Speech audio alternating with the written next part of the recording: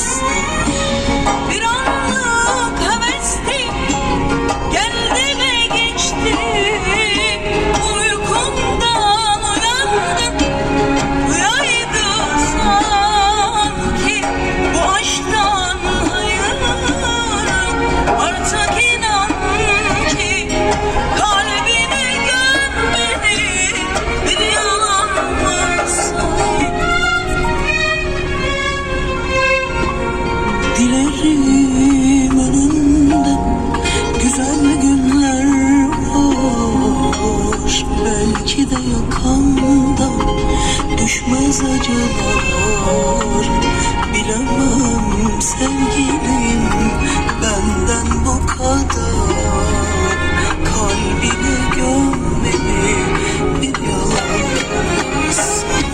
Dilerim önünde güzel günler var, belki de yakamda düşmez acılar.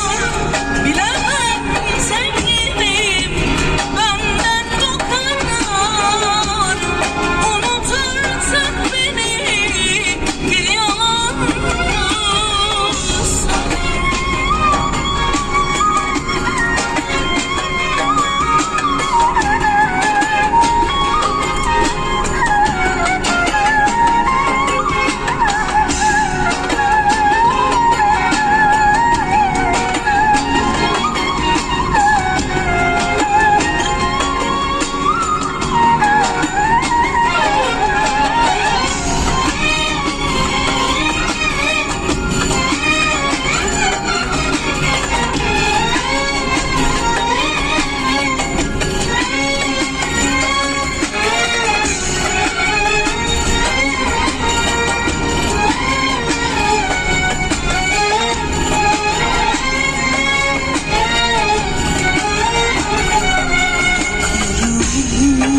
Tadını unut gitsin adımı.